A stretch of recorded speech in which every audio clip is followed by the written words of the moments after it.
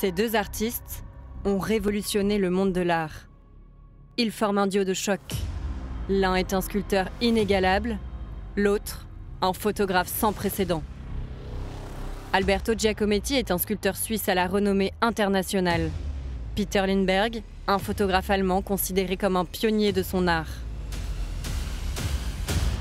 Peter Lindbergh a jamais photographié autre chose que des mannequins quand il commence à photographier les œuvres de Giacometti.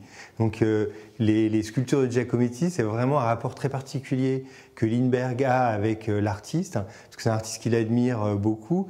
Et donc quand à un moment donné, il a cette proposition de faire des photographies de Giacometti, c'est moins photographier des sculptures que photographier les modèles de Giacometti.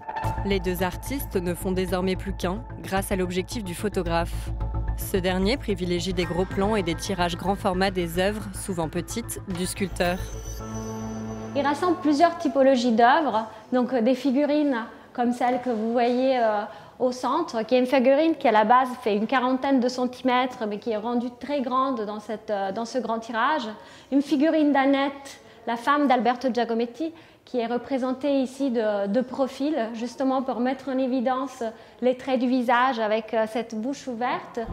Peter Lindbergh immortalise Annette Messager avec la même méthode et la même énergie qu'il a dans les années 80 pour photographier ses top modèles. Il cherche quelque chose de différent de ce que font les photographes de mode à l'époque et l'utilisation comme ça du noir et blanc, de sortir ces modèles, de les photographier dans la rue, sur des plages. Il y a quelque chose de très cinématographique aussi dans la manière dont il les aborde. Il prend les portraits d'Annette réalisés par Alberto Giacometti, il compose ce qu'il appelle des jungles de Giacometti, des ensembles de sculptures, et il montre donc des figures vivantes. Donc Annette devient presque un mannequin pour Peter Lindbergh, elle est vivante dans les photos du photographe. Peter Lindbergh demande à ses modèles de venir au naturel, sans trop de maquillage. Les coiffures sont simples et les mannequins portent toute une chemise blanche. Le photographe utilise surtout le noir et blanc. Il a une certaine défiance envers l'utilisation de la couleur, considérant que la couleur est quelque chose de très subjectif et donc que chacun de nous voit à sa manière et qui ne correspond donc pas à la réalité. Et il y a cette même défiance chez Alberto Giacometti, que tout le monde sait, a une palette qui est principalement considérée de noir, de blanc et de gris dans le cas de la peinture.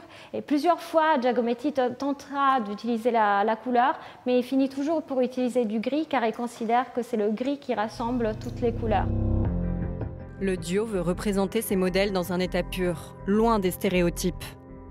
Cet enjeu passe par le regard. Giacometti a tout le temps essayé de saisir ce regard qui est pour lui, et pour Peter aussi, en fait, cette porte d'entrée vers l'âme de son modèle, en fait, quelque chose de très intime, très personnel. C'est quelque chose avec lequel on peut difficilement tricher, en fait, le regard.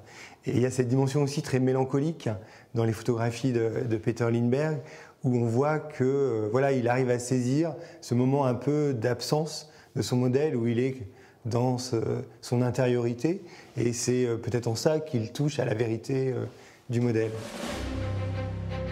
50 ans séparent les sculptures d'Alberto Giacometti des clichés de Peter Lindbergh.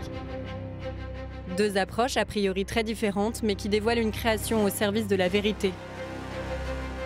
À travers cette série de clichés des sculptures d'Alberto Giacometti, Peter Lindbergh révèle au monde des aspects difficiles à percevoir à l'œil nu.